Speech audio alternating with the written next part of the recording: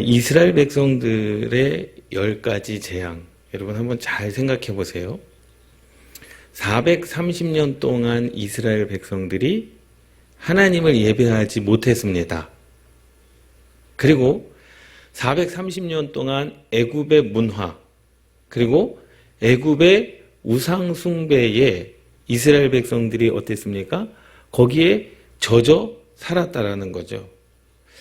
하나님께서 단순하게 애굽 사람들에게만 이 10가지 재앙을 보여주신 것이 아니라 애굽 땅에 사는 이스라엘 백성들에게도 이 10가지의 재앙에 대하여 하나님께서 내가 바로 너희를 구원해낼 하나님이다라는 기적과 이적을 보여주시는 사건인 줄 믿습니다. 할렐루야. 그러니 이 사건은 단순하게 바로와 애굽 사람들의 마음을 움직이게 하기 위한 사건이 아니라 이미 이스라엘 백성들은 출애굽하기 이전에 하나님께서 행하시는 이적과 기적을 10가지 재앙들을 다 보고 경험한 자들이라는 거죠. 뭐 출애굽을 하고 홍해를 건너는 것이 이스라엘 백성들에게서 첫 번째 기적이다? 아닙니다. 나일강의 물이 변하여 피가 된 것, 그것이 이스라엘 백성들에게도 첫 번째 기적이 아니었겠습니까?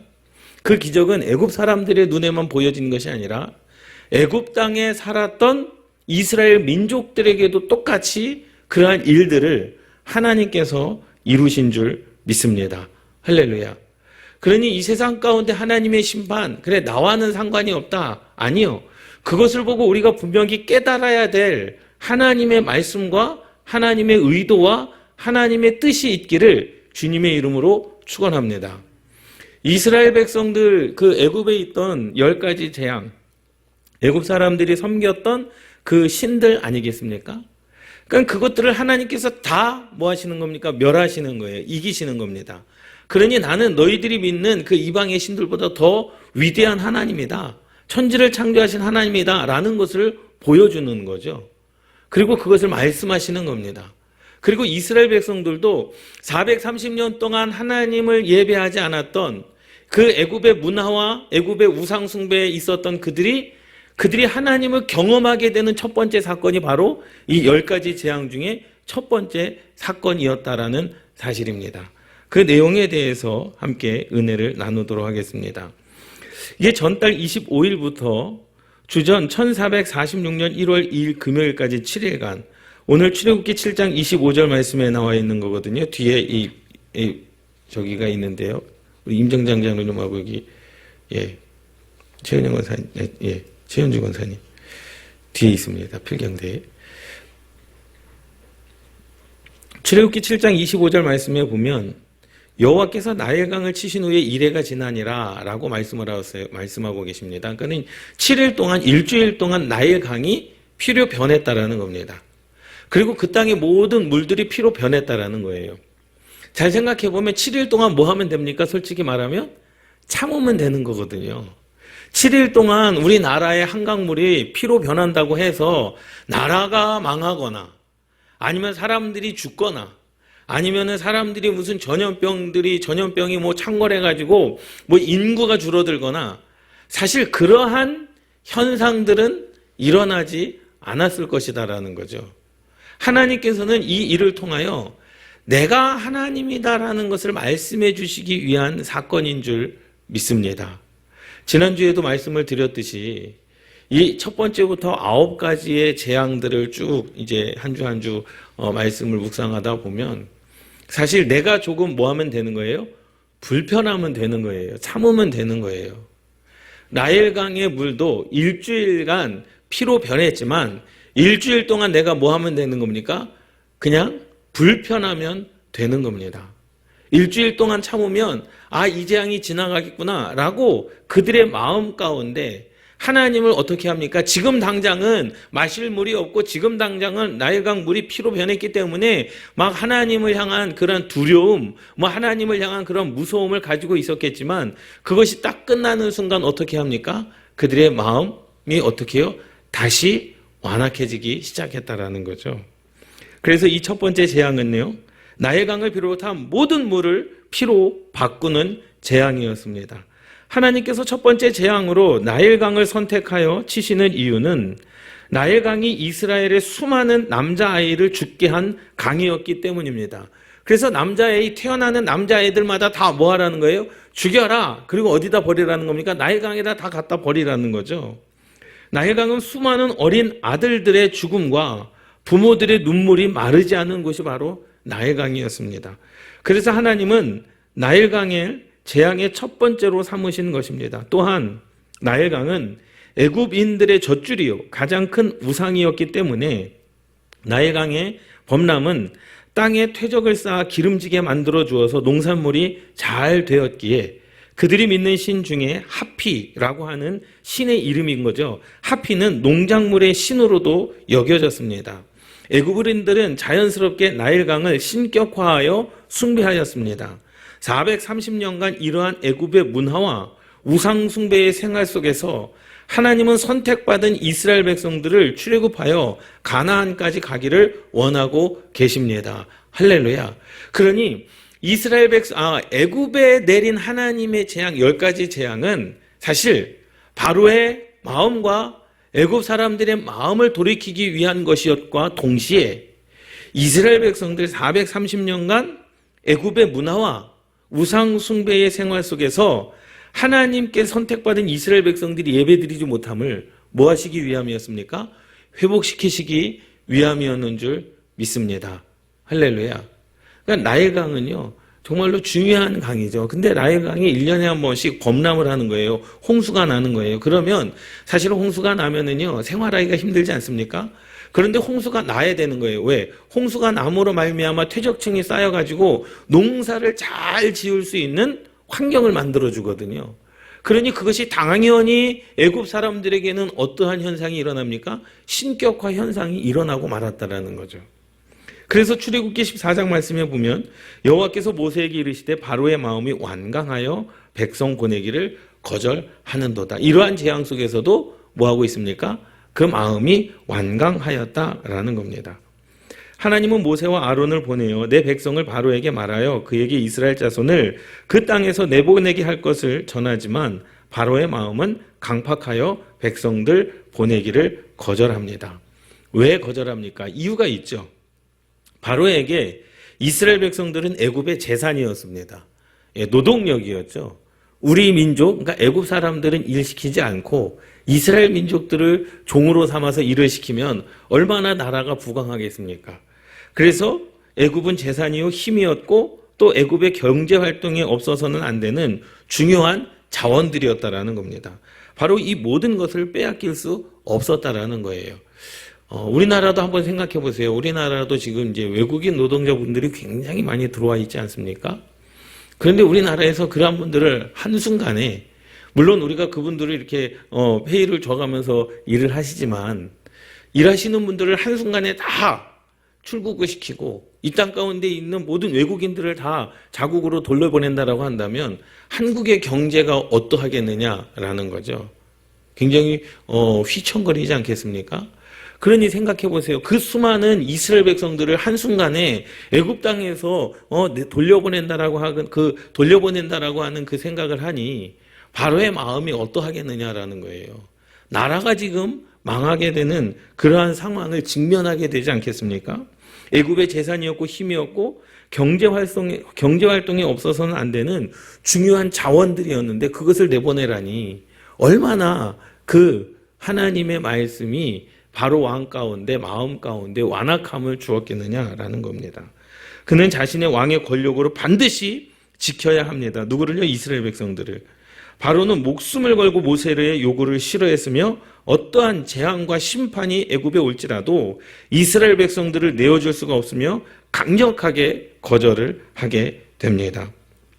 그때 이제 하나님께서 첫 번째 재앙을 내리시는 거죠.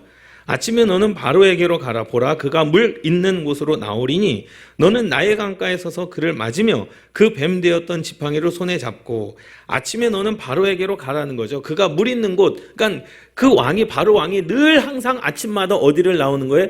나의 강가에 나올 것이다라는 거예요. 이유는 당연합니다. 이유는 간단합니다. 하나님께서 모세에게 이르시길 아침에 너는 바로에게 가라고 명령하십니다. 그리고 나일 강가에 서서 그를 맞으며 그 뱀 되었던 지팡이로 손에 잡으라고 말씀하시고, 나일 강은 애굽 사람들에게 신적인 존재로 숭배되었기 때문에 바로는 아침에 나일 강가에서 그들이 섬기는 신들을 위해 제의를 드리러 일상적으로 나일 강으로 나갔던 것입니다. 이 말은 뭐냐면 그 나일 강이 그들에게 있어서 신적인 존재였습니다. 그러니까 나일 강이 없으면 애굽이라고 하는 나라 자체가 존폐의 위기가 되어지니까 왕도 매일 아침마다 습관적으로 어떻게 하는 거예요? 나일 강가에 가서 거기서 신을 향한 경배를 매일 드렸다라는 거예요. 누구조차도, 바로 왕조차도. 그러니 모세, 너는 그때 나일 강가에 바로의 왕이 나왔을 그때 뭐하여? 그곳에 나가서 너의 지팡이를 들어 그 나일 강을 치라. 그러면 강물이 변화의 피가 될 것이다 라고 말씀을 하는 거죠. 지팡이는 지파를 의미하기도 합니다. 12지파 중에 한 지파를 대표로 가리켜 말합니다. 그러니까 지팡이요. 막대기는 여행할 때 의지하는 물건으로 사용되었습니다. 또한 목자들이 양을 찔 때 꼭 필요한 것이 지팡이입니다. 하나님께서 모세에게 지팡이를 주었다는 것은 그에게 하나님의 능력을 주어 이스라엘 백성들의 지도자로 인정하고 대표자로 세워 하나님의 뜻을 모세로 하여금 이루시기를 원하시는 것입니다.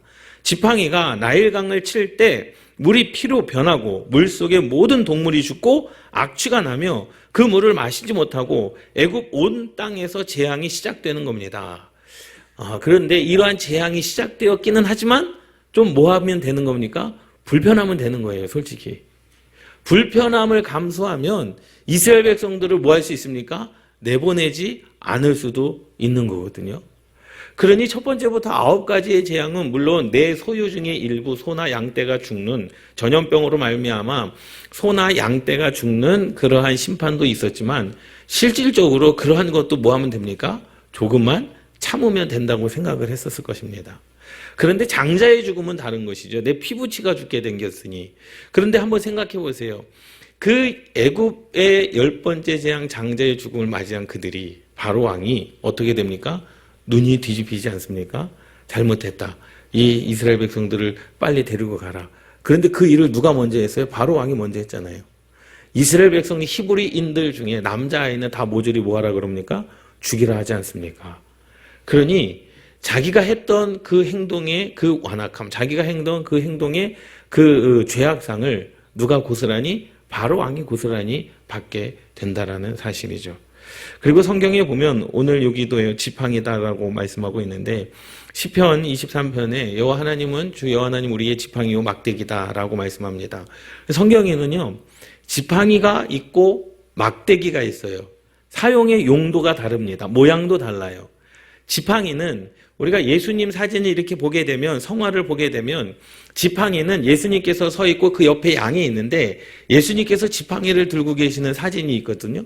그 지팡이는 어떻게 생겼냐면 그 머리가 이렇게 동그랗게 되어져 있어요. 이렇게 손을 잡을 수 있는, 위에 머리가 이렇게 동그랗게 되어져 있고 이렇게 되어져 있는 우산처럼 되어져 있고 그 길이는요 사람의 키보다 좀 큽니다. 우리가 생각하는 몸을 의지하기 위한 지팡이가 아닌 거예요. 그 지팡이는 사람의 키보다 큰 지팡이인데 그것은 어느 때 사용하느냐? 양을 칠 때 사용을 합니다. 양을 인도할 때 사용을 하는 거예요. 그래서 여기서 오늘 아까 전에 읽은 말씀도 이 지팡이는 12지파를 대표로 가리키는 말도 지팡이입니다. 그것은 인도하는 지팡이거든요. 그리고 막대기는 뭐냐? 막대기는 그 머리가 꼬부라지지 않고 그냥 일자 막대기인 거예요. 그 일자 막대기는 무엇을 위해 쓰냐? 양을 건져낼 때라든지 혹 내 앞에 늪이 있는데 늪의 깊이를 가늠을 할 때 쓰는 거거든요. 예, 그러니까 내 앞길에 늪이 있나 없나를 보고 그 앞에 늪이 얼마나 깊은가를 보고 혹 양이 늪에 빠졌으면 그 늪에 있는 양을 건져낼 때 쓰는 것이 바로 막대기입니다. 그 성경에서 말씀하는 지팡이와 막대기는 사용하는 용도가 다르고 그 모습도 다르다는 거예요. 그런데 그 하나님께서 모세에게 주신 지팡이의 의미는 뭐냐? 이스라엘 백성들을 인도하여 낼 자라는 거죠. 이스라엘 백성들을 인도하여 낼 자라는 겁니다.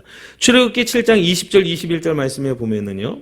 모세와 아론이 여호와께서 명령하신 대로 행하여 바로와 그의 신하의 목전에서 지팡이를 들어 나일강을 치니 그 물이 다 피로 변하고 나일강의 고기가 죽고 그 물에서는 악취가 나니 애굽 사람들이 나일강 물을 마시지 못하며 애굽 온 땅에는 피가 있으나 라고 말씀을 하고 있습니다.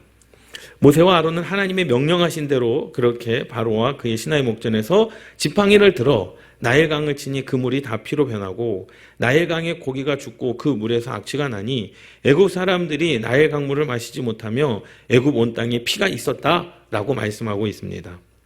나일강은요, 애굽의 젖줄이고 애굽인들에게는 어업 그리고 모든 농업의 생명이었습니다. 그러니까 먹을 것과 연관이 되어져 있는 거죠. 농사를 지을 수가 없는 거예요. 그 안에서 물고기를 얻을 수가 없는 겁니다. 그랬더니 물이 변하여 피가 되었다라는 것. 이제는 무슨 먹을 것에 대한 그 통로가 다 지금 뭐한 겁니까? 막혀버린 거죠. 그래서 나일강을 애굽인들에게는 밝게 빛나는 원천이라고 그들은 생각했고 생명의 근원이 나일강이라고 생각을 했었던 거예요. 그러니 한 나라의 왕도 아침이 되면 제일 먼저 어디에 가서 나일강가에 가서 그 하피 신에게 뭐 하는 겁니까? 제의를 드리는 거죠. 예? 거기서 이제 그 나일강을 숭배하는 겁니다. 애굽인들은 그래서 나일강을 자연스럽게 신격화하여 숭배했습니다. 그러나 하나님은 나일강에 빛나는 모든 원천을 심판하시는 것입니다. 제1차 재앙은 나일강을 비롯한 모든 물을 7일 동안 피로 바꾸는 재앙이었습니다. 애굽의 모든 물이 피로 바뀜으로 나일강에 사는 모든 물고기가 다 죽고 악취가 나는 엄청난 재앙이 일어나는 것입니다. 나일강이 피로 변하는 순간 애굽의 모든 지역이 공포의 강이 되고 말았습니다. 여러분 생각해 보세요. 내가 섬기던 그 하피신, 내가 섬기던 그 나일강이 한순간에 무엇으로 변해버린 겁니까? 공포의 대상으로 변해버린 거죠. 그런데 그 일을 누가 하셨다는 거예요?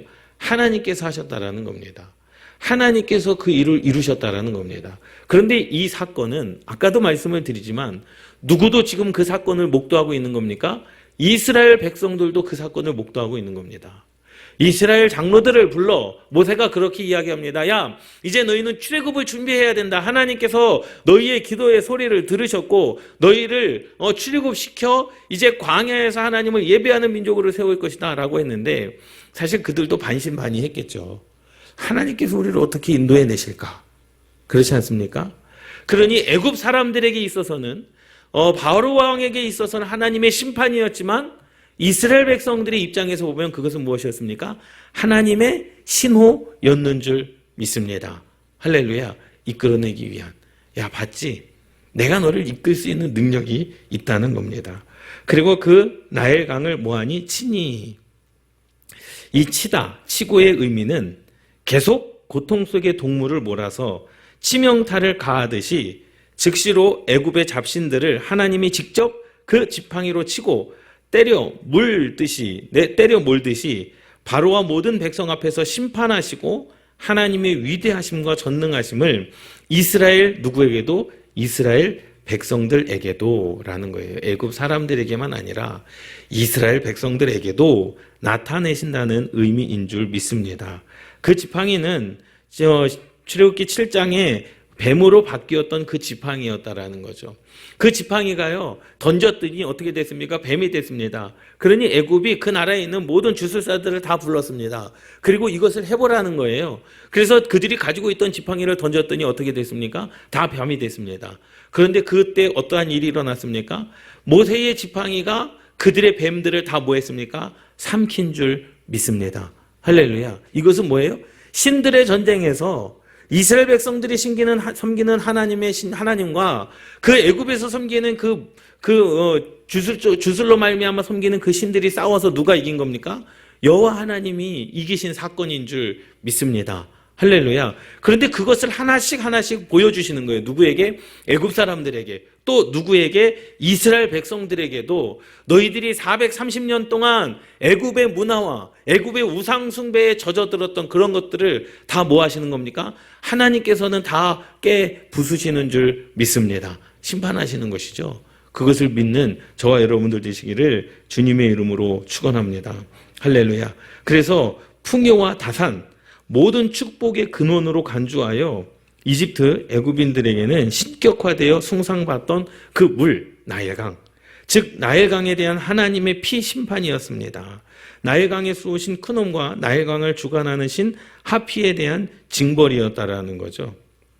그래서 3페이지 보면은요, 크놈과 하피는 그들에게 나일강에서 역사하는 신이라고 굳게 믿고 있었습니다. 그때 당시에는 애굽은 그 강의 이름을 나일강이라고 불렀고 인도에서는 겐지스 강이라고 불렀습니다. 그러니까 나일강은 애굽 신들의 총 본산이라고 할 수 있습니다. 그러니까 그들이 믿는 생명과 연관된 가장 큰 신, 그것을 하나님께서 뭐 하신 거예요? 말씀으로. 그것을 하나님께서 이스라엘 백성들에게 표적과 기사로 보여주신 줄 믿습니다. 그러니 그들이 믿었던 부활과 영생이신 오시리스, 나일강의 신 하피, 홍수의 여신 사테드, 그의 언니인 안쾌드 신, 이 모든 그 신들이 첫째 재앙에서 심판을 받는 것을 애굽인들에게 보여준 사건이라는 거죠. 그런데 누구에게도요? 이스라엘 백성들에게도 나타내신 역사인 줄 믿습니다. 할렐루야. 그러니 애굽 사람들에게는 하나님이 유일한 신이다라는 것을 보여주고 이스라엘 백성들은 출애굽을 통한 하나님을 신뢰할 수 있는 기적과 이사를 보여준 것이다라는 거예요. 그런데 우리가 뭐 알 수 있듯이 출애굽 광야 사건 속에서 이스라엘 백성들이 하나님을 얼마나 원망합니까? 보고도 믿지 못하는 백성들 되지 않았습니까? 특히 하피는 나일강의 주기적 범람을 상징하는 신입니다. 주기적으로 범람을 해야 땅이 옥토가 되고 퇴적층이 쌓여서 농사가 잘 되거든요. 나일강의 범람은 땅에 퇴적을 쌓아 기름지게 만들어 주어서 농산물이 잘 되었기에 하피는 농작물의 신으로도 여겨졌습니다. 그리고 물고기와 새를 관장한다고 믿기도 하였습니다. 고대 애굽인들은 매년 범람의 시기가 오면 하피신이 출현한다고 믿었습니다. 하피신은 사막에 풍요로운 흙을 가지고 온다고 믿었기 때문에 윤택한 땅으로 상징되기도 하였습니다. 이러한 풍요함으로 인해 그는 신들의 아버지라고 여겨지는 신이었습니다. 그러니 하피신, 그것은 뭐예요? 나일강을 주관하는 그 하피신, 그 신을 그들이 애굽 사람들은 어떻게 생각했습니까? 신들의 아버지라고 생각을 했어요. 그러니까 다른 신들보다 위에 있는 신이라고 생각을 했던 거죠. 그런데 그 신의 역사를 하나님께서 어떻게 하십니까? 한순간에 멸하는 역사. 그 모든 그들이 믿었던 그 하피신의 그 위대함을 한순간에 하나님의 능력으로 하나님의 이름 앞에 굴복하게 하는 역사가 일어난 줄 믿습니다. 할렐루야. 그래서 저와 여러분들에게도 그러한 것을 주시지 않아서 예수 그리스도의 이름에 권세를 주신 줄 믿습니다. 세상 모든 이름이 누구와 이름 앞에? 예수 그리스도의 이름 앞에 무릎 꿇게 되는 역사가 일어나는 줄 믿습니다. 그러니 날마다 예수 그리스도의 이름을 선포하십시오. 할렐루야. 하나님의 역사가 여러분들의 삶의 역사가 되어질 줄 믿습니다. 그래서 나일강을 피로 변하게 한 재앙은요, 신들의 아버지 하피신을 내리친 것입니다. 누가 참 신인지를 애굽 백성들에게 알려주고 있는 것이 바로 첫 번째 피재앙입니다. 그래서 온 애굽을 피재앙으로 물든 이적은요, 바로를 비롯한 애굽 사람들에게 여호와 하나님이 어떠한 분이신가를 확실히 기억하게 만들었다는 거죠. 애굽은 바로를 위한 나라입니다. 바로의 명령은 곧 애굽의 법이었으므로 그 백성들의 놀람과 분편함은 바로에 대한 두려움 속에 묻히고 맙니다. 얼마나 놀랬겠습니까? 또 얼마나 두려웠겠습니까? 얼마나 불편했겠습니까? 그러니 왕에게 하소연을 해야 되는 거, 그냥 우리 이스라엘 백성들을 내보내면 되지 않겠느냐? 그런데 그 말조차도 할 수 없었습니다. 왜? 바로가 왕이었기 때문에. 얼마나 극악무도한 왕이었으면 그 땅 가운데 있는 백성들은요, 그냥 그것을 어떻게 해야 됩니까? 감내해야 될 수밖에 없었던 거죠. 피에 대해서 성경에서 그럼 피를 어떻게 말씀하고 있느냐? 피는 사람의 몸 안에 있을 때는 생명이지만 밖으로 나오면 죽음을 의미합니다. 하나님께서 애굽인들의 마음속에 있는 생명의 강을 밖으로 빼내어 죽음으로 저들을 치시고 나일강을 자연스럽게 신격화하여 숭배했던 모든 잡신들을 마음속에서 빼내어 죽음의 강으로 심판하는 것입니다. 예, 피는요 생명이거든요. 피는 생명이기 때문에 나일강을 피로 변하게 하신 사건은 하나님께서 이기는 자라는 것을 말씀해 주는 겁니다. 그래서 나일강을 피로 변하여 많은 것들을 심판하심은 바로와 애굽의 모든 백성의 강팍한 마음을 즉시로 무너뜨리고 이스라엘 백성들을 430년간 노예로 삼았던 바로의 마음을 확실하게 뒤집어 엎으시며 애굽 백성들에게 재산으로 여겨왔던 생각들을 뿌리까지 제거하고, 여러분 이 부분을 잘 생각해 보세요. 애굽 백성들에게 재산으로 여겨왔던 생각들을 뿌리까지 제거하고, 그런데 이게 애굽 백성들에게만입니까? 저와 여러분들에게도 그러한 사건들이 있지 않습니까? 하나님보다 더 귀하게 여기는 것, 하나님보다 우리가 더 하나님처럼 섬기는 것, 하나님께서 그것을 우리의 인생 가운데 뿌리를 제거하지 않으시겠습니까? 그러니 우리의 삶은요, 여호와 하나님이 우선순위 돼야 되는 줄 믿습니다. 할렐루야. 바로를 신격화했던 애굽인들의 마음을 배반하게 하여 바로에게 향한 마음을 구부리시는 하나님의 심판 의지입니다. 그들 스스로가 싫다고 거부할 수 없는 것입니다. 하나님의 심판이 이미 모세와 아론을 통하여 역사하는 것입니다. 할렐루야. 그러니 한번 생각해 보세요. 이스라엘 백성, 애굽 백성들 가운데 10가지 재앙으로 하나님이 어떠한 하나님이심을 애굽 사람들이 봤습니다. 그래서 이스라엘 백성들이 출애굽할 때 애굽 사람들이 어떻게 행동을 합니까? 이스라엘 백성들이 출애굽할 때 모든 필요한 먹을 것과 모든 필요한 금, 은, 폐물과 모든 필요한 물질들을 다 주지 않습니까? 그렇게 주게 된 이유가 뭡니까? 하나님이 두려워서 주신 것, 하나님이 두려워서인 줄 믿습니다. 할렐루야. 하나님을 인정하는 삶이 되었다라는 거죠. 그럼 성경에서 피에 대해서 무엇을 말씀하느냐? 제1차 재앙은 나일강의 피 재앙이었습니다. 우리는 마지막 때를 살아가고 있습니다. 요한계시록 16장 4절 말씀에 보면 셋째 천사가 그 대접을 강과 물 근원에 쏟음에 피가 되더라. 셋째 천사가 그 가지고 있었던 대접을 강과 물 근원에 쏟음에 피가 되었다라고 요한계시록은 말씀하고 있습니다. 셋째 천사가 대접을 바다에 이어서 강과 물 근원에 쏟았는데 피가 되었습니다. 이 대접 재앙이 모든 물 근원에 쏟아짐으로써 짐승의 표를 받은 자들은 심판의 열애가 없다는 것을 말씀합니다. 다시 말하자면 짐승의 표를 받은 자들은 심판받게 될 것이다 라고 말씀을 하는 거예요. 그러니 예수 그리스도를 믿지 않는 자들, 그 자들은 애굽에서 물이 피로 변한 것처럼 하나님께서 그들을 심판하실 것이다 라고 말씀해주고 있는 줄 믿습니다. 이 재앙은 인간 생활의 근본이 되는 셈이 피로 오염되어서 겪게 되는 재앙입니다. 강과 샘이 오염되는 재앙의 구약 배경은요, 출애굽기 7장 20절 말씀, 오늘 본문 말씀이죠. 아론이 여호와께서 명하신 대로 바로와 그의 신하들과 백성들 목전에서 행하여 나일강을 치니 그 물과 모든 샘이 피로 변하였습니다. 물은 생명과 축복의 상징입니다. 그러나 짐승들에게 있어서의 생명은 심판으로 축복은 저주로 변하는 심판을 받았습니다. 그러나 우리는 그 하나님의 영생의 축복을 누리며 살아가게 되었습니다. 이 영생의 복을 주님 오시는 그날까지 죄악 가운데 있는 백성들을 위하여 외치고 전하는 성도가 되시기를 주님의 이름으로 축원합니다. 할렐루야. 보세요. 피 흘림이 없은즉 사함이 없느니라. 피 흘림이 없은즉 사함이 없느니라.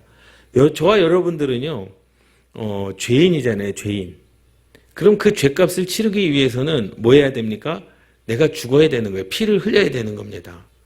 그런데 내 죄값을 누가 대신 치러주셨습니까? 예수님께서 대신 치러주셨습니다. 내가 피를 흘려 죽어야 돼 마땅한데, 내가 하나님 앞에 범죄한 자로서 내가 피를 흘려 하나님의 심판을 받는 것이 뭐한데?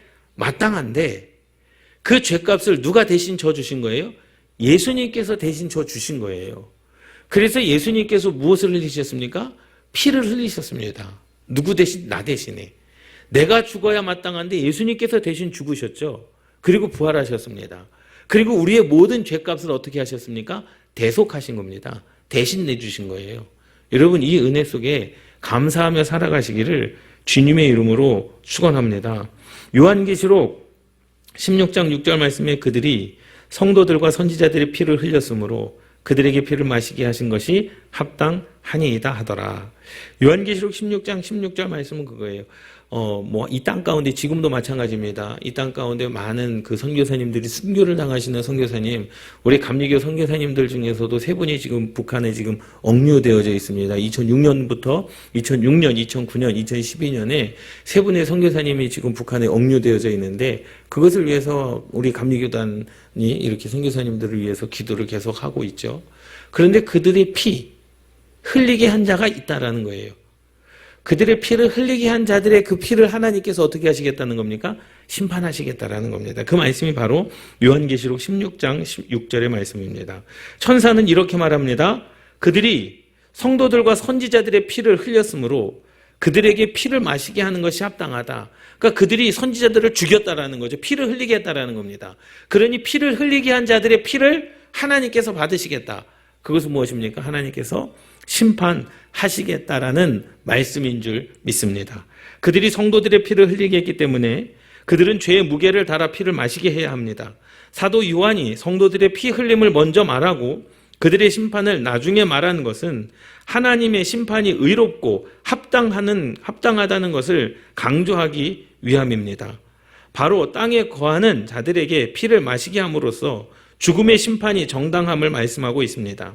이와 같이 하나님께서 주를 위하여 죽도록 순종하고 복음의 말씀을 지키기 위하여 순교한 피 흘림을 결코 헛되지 않고 그 피의 보상을 반드시 하심을 믿고 그 피에 합당한 삶을 살아가는 성도가 되시기를 바랍니다. 아멘. 여러분, 이 말씀은 뭐냐면 믿는 자들을 향하여 핍박하는 자들을 어떻게 하시겠다? 하나님께서 대신 심판하시겠다라는 겁니다. 할렐루야. 그러니 내가 싸울 필요도 없고 나를 힘들게 하고 나를 향하여 칼을 들고 나를 향하여 핍박하는 자들을 위하여 내가 앞서 싸우지 않아도 누가 대신 싸워주시겠다는 거예요? 하나님께서 대신 싸워주시겠다라는 말씀인 줄 믿습니다. 순교자들의 피를 누가 보셨습니까? 하나님께서 보셨습니다. 그래서 천사들이 순교자들의 피를 흘리게 한 그 자들을 어떻게 하시겠다는 거예요? 심판하시겠다라고 말씀을 하는 겁니다.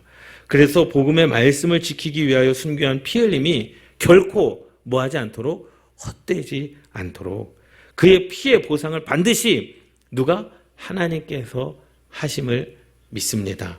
할렐루야. 그러니 원수는 우리는 사랑할 뿐이고 원수는 누가 갚으시는 거예요? 하나님께서 심판하시고 하나님께서 갚아주시는 줄 믿습니다. 그러니 마음 편안하게 사시고요. 예? 죄 지은 사람은요, 두 발 뻗고 못 잔다고 하지 않습니까? 그러니, 우리의 마음 가운데 나를 힘들게 하고, 나를 핍박하는 것들, 그러한 것들, 여러분, 그냥 사랑하시고, 이해하시고, 용서하시고, 그러나 하나님은 그것을 어떻게 하신다 기억하시고, 피해 보상을 반드시 하나님께서 하시는 줄 믿습니다. 할렐루야. 그러니, 하나님은 어떤 면에서 보면, 세상 사람들이 보면 그렇게 이야기할 수 있죠. 하나님은 무자비하신 하나님이시다. 어떻게 보면 그렇습니다. 그런데 진리의 말씀에 말씀대로 행하시는 분인 줄 믿습니다. 할렐루야. 그것이 하나님의 공의, 하나님의 정의인 줄 믿습니다.